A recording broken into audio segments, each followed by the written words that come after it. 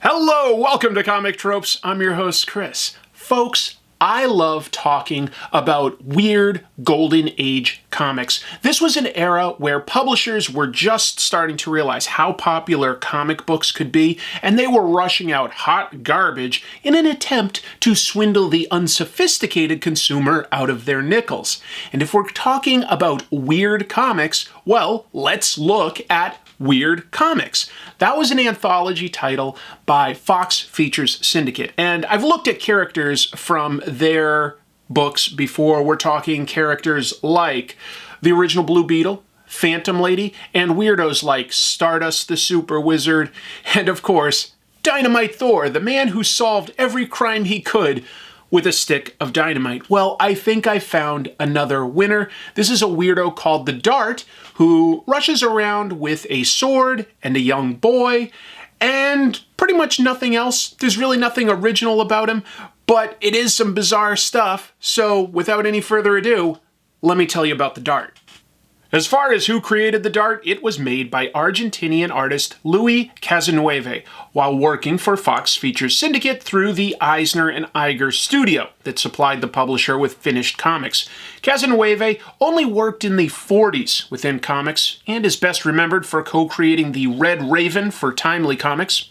He also drew a lot of stories for DC Comics, including Aquaman, but the Dart comics are clearly drawn by a bunch of different artists over their 16 issues by a bunch of anonymous artists who all use the house name Jerry Arbo. Let's just read the comics and try to make sense of them. Buckle up. The story begins in ancient Rome and introduces us to the hero Caius Marcius, who apparently dashes around so fast people call him the Dart. This tiny panel is our introduction to the protagonist. Who knows exactly what he looks like? The important thing is he is already a fully formed hero, bravely attacking criminals with his sword. In the second panel, we meet the leader of the criminals, who is named Marius. His brilliant plan to stop Caius Marcius is to have some of his men capture him. This is presented as a new and clever idea, and easily accomplished. It turns out Marius has magic powers. He announces, "I'll dissolve his body into this rock. 2,200 years later, he'll live again, but what a time he'll have." This panel is a lot to unpack. First of all, let's acknowledge Marius's plan works. That means magic exists in this world. Guess what? Over the next 16 issues, the Dart never goes up against anybody with magic powers. He only goes up against gangsters and ordinary criminals. Second, Marius.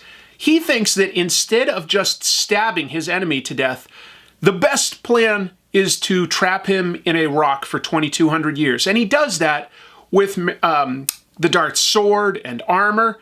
Might I suggest, Marius, this is just outside the box thinking. Maybe just trap yourself in there with some money, and you'll wake up in the future, and you could be rich, and you wouldn't be chased by any of the guys that want to arrest you. Just me thinking outside the box there. Now, instead, let's see what happens to this bad guy.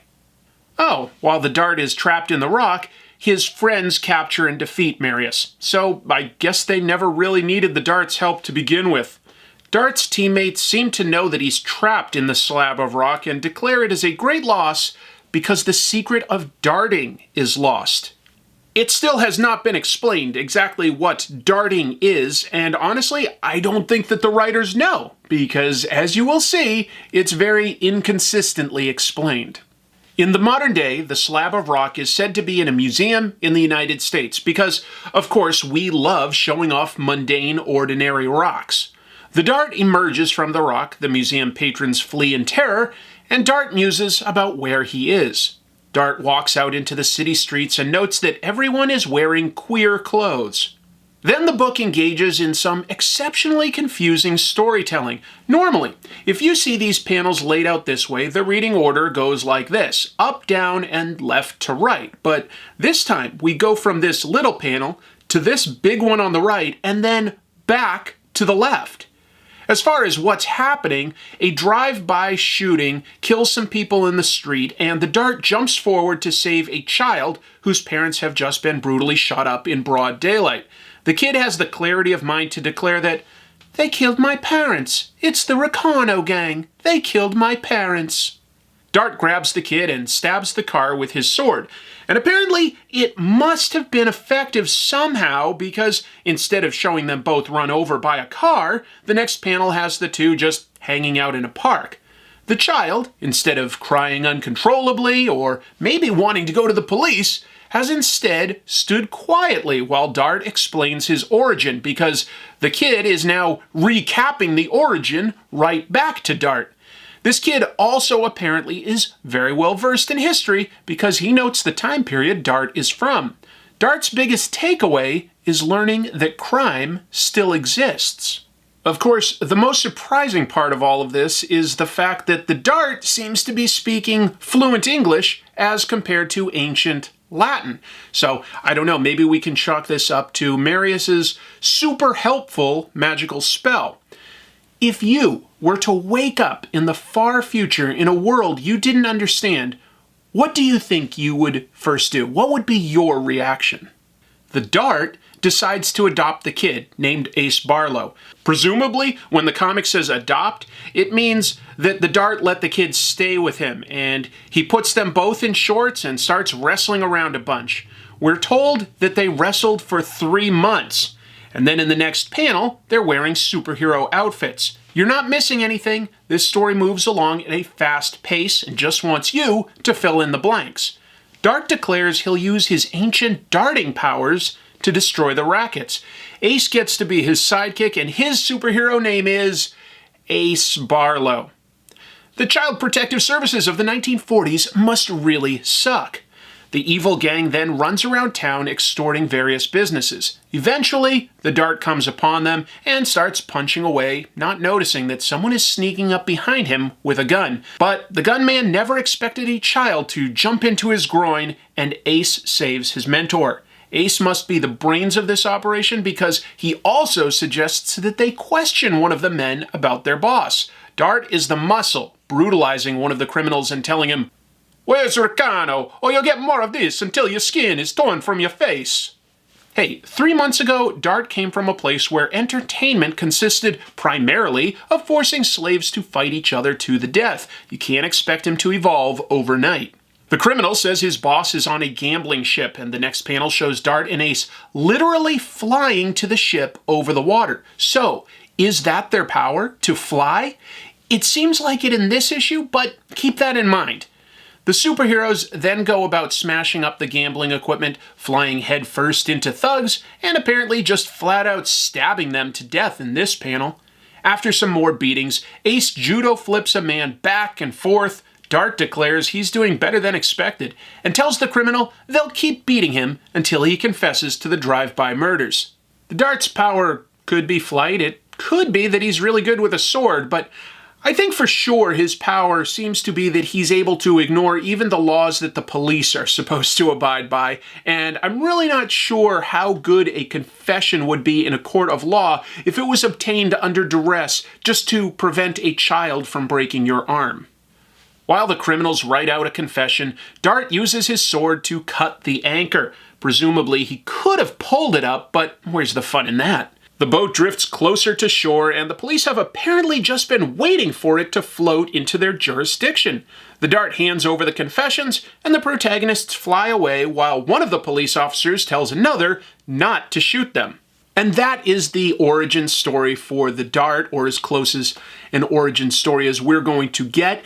The rest of the stories do follow this general plot. The gangsters or criminals threaten someone, and then Ace and the Dart show up and just start beating the crap out of them until they confess or they're arrested. But there are still a few superhero tropes that will still be introduced into their further stories. Let's take a look at those. In the second story, we see that the Dart got himself a job.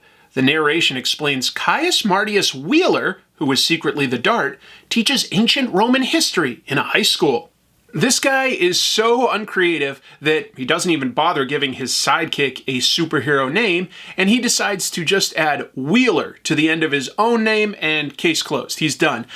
This book never explains why he needs a secret identity. For instance, in most comics, like Spider-Man or Superman, they create a secret identity to protect their loved ones from their enemies.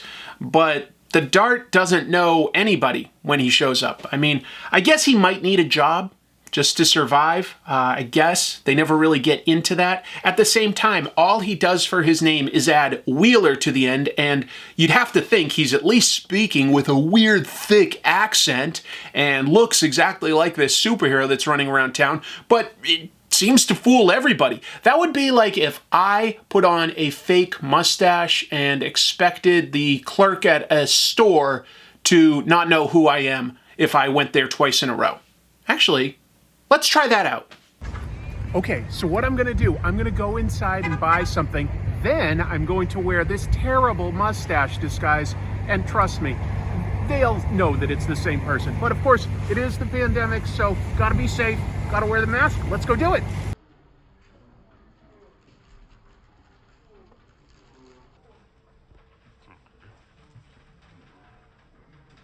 Well, that was weird, folks. First I bought some wine, then I bought some toys, and one time I had my mustache and one time I didn't, and I thought that they'd recognize me, but you know what? It seemed like they didn't react at all, so maybe my disguise worked.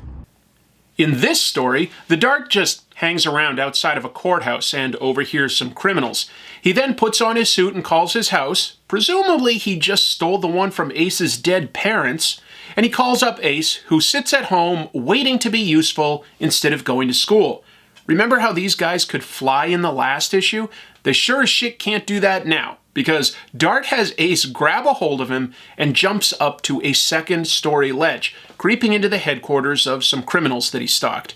But once again, Dart is unaware of his surroundings, and a guy with a gun sneaks up behind him. In this panel, the gunman has a gun to Dart's head, but in the next panel, well, Dart has had time to pull out his sword and slice the guy's leg out from under him. After a short scuffle, Dart and Ace bravely run away. Eventually, the heroes return and just start killing the bad guys. Ace mostly just smashes people with a bat, but Dart uses a sword, and I don't think that there's a way to hit someone in the neck with a sword without killing them. These two love violence. Dart exclaims, "More fun than I thought it'd be," and Ace chimes in, "I like it too." This issue builds to a climax with a gangster holding the governor hostage, so Dart hurls his sword and splits the guy's head open. Pretty grisly stuff, but it ends with Dart and Ace grinning ear to ear and the governor wishing he could reward them. So now we have our hero, we have his look and his code name. We don't really know what darting is, and I'm sorry, we never will. But we do have a sidekick. We have his secret identity established. We've got a lot of things in place, but we still don't have the obligatory love interest so that readers know that the Dart definitely isn't gay. So let's meet her, and trust me, she is the worst. The Dart's third story begins with him teaching class, although really, he just seems to be mocking the modern day, lecturing his students that ancient Rome was full of adventure and danger, not like it today. Eventually, he is greeted by a fellow teacher, Miss Tilbury, spelled with 2 L's in this panel, and in all future instances with just 1 L, because there was no quality control on this comic. Miss Tilbury shows Mr. Wheeler the newspaper, which talks about the district attorney looking for missing witnesses to testify against yet another gang. When Mr. Wheeler asks why she showed it to him, she rips him a new one, answering, "If I were a man, I'd get that state witness back to give crime a black eye."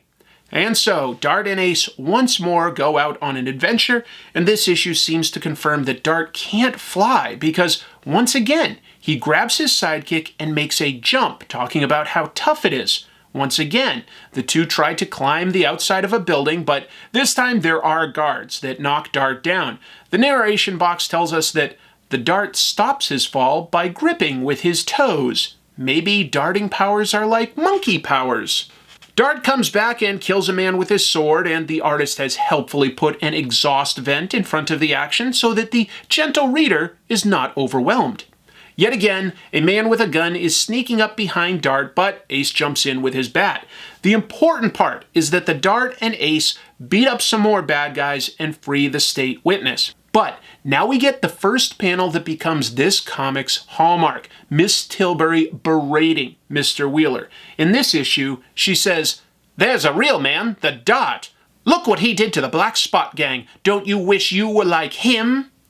Future issues are incredibly repetitive. Here's the fourth story where you can once again see the Dart and Ace climbing into the headquarters of a gang. They get into a fight and win. At this point, just to keep it interesting, Dart starts to be able to do impressive things with his sword. For instance, he cuts off the front tire of a car that's trying to run him down. The duo apprehend the gang, free the hostage, and Miss Tilbury raves about how great the Dart is to Mr. Wheeler. You get the pattern. Let's just take a look at some of the crazy things the Dart begins to do with his sword and some of the sick burns Miss Tilbury delivers. "Will you have dinner with me tonight?" "Thank you, but I prefer to go out with men. Good morning." Here's the Dart cutting through a wooden house with his sword as though it were a lightsaber. And here's the Dart throwing his sword at an airplane and successfully hitting the gas tank. Dart should really consider just becoming a Major League Baseball pitcher and donating his money to charity to help the world. Miss Tilbury never overlooks an opportunity to diss Mr. Wheeler, even when she's talking to the Dart. The Dart is saving her in this panel, and Tilbury says, "Thank you, Dart. I wish Caius Martius Wheeler were a man, like you." Basically, take Lois Lane and remove anything pleasant from her, and you're left with Miss Tilbury. This is one of my favorite moments. The villain is in disguise and talking to the Dart and Miss Tilbury. Dart rips off her wig and glasses to reveal her identity, easily seeing through it. But no one calls out the fact that the Dart and Mr. Wheeler are obviously the same guy. One just wears a tiny domino mask. Miss Tilbury ends that adventure by telling Mr. Wheeler, "If it had been up to you, I would have been convicted of murder. Why don't you become a man like the Dart?" And at this point, our hero is just broken, developing his new and only catchphrase, "Sorry, Miss Tilbury." In the next adventure, a man named Loda is killed, and he says that the bad guy is Mr. Soda. That actually makes me think of the ads that were in Weird Comics and a lot of the Fox Features Syndicate's comics for Cuba Cola. That was actually a fake soda drink that publisher Vincent Fox invented, and he put these ads in his comic assuming that a soda manufacturer would see that there was interest in something called Cuba Cola and approach him with a partnership offer. That obviously never happened. It never existed. The Dart uses his sword for all sorts of wacky stuff. Here he cuts down a chandelier but says it's a shame to ruin it. He does that again in 2 other issues. He also uses his sword to cut a car in half. You'd think his sword would be pretty dull right about now, but the sword can also cut down things like telephone poles. Eventually, he even cuts into a massive freighter ship and sinks it. The Dart's 6th story shows both Miss Tilbury and Ace getting knocked out in the same page. Life is brutal if you hang around the Dart. Good thing he has a secret identity so that those in his life don't get targeted by criminals. This story concludes with Tilbury giving Mr. Wheeler another diss. "If it hadn't been for the Dart, a real man, I wouldn't be here now." Classic Tilbury. In his 7th story, Dart slices a thug's throat. He brings in the bad guy and talks about the news with Tilbury, saying, "I can't believe that there is even such a person as the Dart. You wouldn't, but someday you might meet him, and you'll see what my idea of a real man is." In his 8th story, Mr. Wheeler catches Miss Tilbury delivering a really passive insult. He says he's sorry he couldn't help when kidnappers grabbed her. Tilbury responds, "Don't apologize. If I had depended on you, I'd be dead by now." I'm starting to think that the Dart has a humiliation fetish. The Dart's 9th story begins with Miss Tilbury getting a letter from her cousin who needs help. Mr. Wheeler offers to go with her, and she slams him once more with this delight. "No thanks, I don't want this botched up." Man, what began as a goofy story about a guy from ancient Rome with a sword fighting crime in the modern day has evolved into the girl that he has a crush on just stone cold dissing him issue after issue. It's gone beyond the point where I find her unlikable, and now I look at this like a sitcom. I cannot wait to read her next hilarious burn. What are you dreaming about, Miss Tilbury? The Dot, what a man! There's one moment where it seems like Miss Tilbury is about to get her comeuppance when the Dart leaps to her rescue and accidentally elbows her in the face, but it instead reveals that a criminal is wearing a rubber mask and impersonating her. Next time, Mr. Wheeler advises caution. It's a dangerous. I had to keep my hands off. Yes, you would, but I'm not a coward. I'm going to do something about it. The Dart hits people with his sword in the gut and in the butt. I don't know which would be worse. He starts using his sword for non-sword things like digging a hole in the road for a car to fall into. Presumably, the Dart also eats his soup with a knife. By the 11th story, the artwork is borderline incomprehensible without the dialogue. I guess this is Dart destroying a car with his sword? Again? Illustrated by someone who has never seen a vehicle or seen a human being carry a thing in their hand. Issue 13 is the closest any of these stories come to being something other than a gang or a blackmailer. A student is swinging around an axe. Mr. Wheeler jumps to the very reasonable conclusion that he's on drugs, saying, "That kid's all hopped up on marijuana. I'd like to know where he got it." I bet you would, man. After being insulted by Tilbury constantly, you deserve a smoke. The drug-addled, axe-wielding teenager runs for a hot dog vendor, or, as Mr. Wheeler calls it, a Frankfurter peddler. The kid really wants a smoke, but the drug dealer hits Mr. Wheeler with his hot dog cart and runs away, while Miss Tilbury chides Mr. Wheeler on being useless. The writer of this particular story clearly knows his drugs, as the leader of the gang realistically tries to force a smoke on a teenager. And when that doesn't work, he has his thugs grab the kid, saying, "I'll hop him so full of marijuana, he'll think he's king of Africa." The Dart tries to stop him in a very unique way. It seems like he's trying to force oral sex on the criminal mastermind. The Dart beats up all the criminals, but then he seems to have his sights set on something other than Miss Tilbury. In this panel, the Dart tells Ace, "Out of that costume, Ace, let's see what's going on downstairs." Maybe Miss Tilbury sees something that we don't? Here she is again with a Tilbury zinger. "Whenever a man's help is needed, you're not around. I'm getting tired of this." In his final adventure, the Dart doesn't go up against anyone special. This time, he beats up a criminal that says his gang killed old people and made it look like suicide. But we end with Tilbury berating Mr. Wheeler. "I've seen jellyfish display more courage than you." But, hey, Mr. Wheeler, you sound like a motorboat. You sound like a motorboat. That's how 16 issues end. It never built up to anything. And I think what's disappointing is you've got this totally bizarre premise of a man out of time, and you never play with that. You never tell a fish out of water story or have him use special knowledge that he would have had back in the day. They never use magic. It's just a lot of missed opportunities. Basically, you look at this and you see how the brand new idea of superheroes with Batman and Superman, people were looking at the success and just taking the surface elements. They were taking the costumes and the secret identity, but they had no real reason for the character of the Dart to have those things. Anyway, I'd be lying if I said it wasn't also absolutely hilarious. I love these comics, and by the way, if you ever want to read some Golden Age comics, almost all of that stuff is in the public domain, so you can go to comicbookplus.com. A lot of great reading there. I highly recommend it, and I would love to hear from you.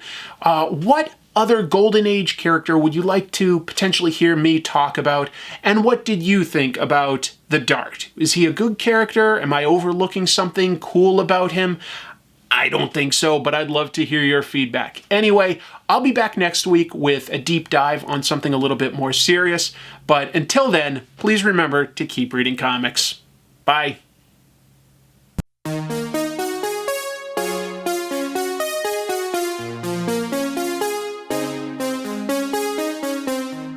Thanks for watching this video. If you liked it, please consider hitting like and subscribe.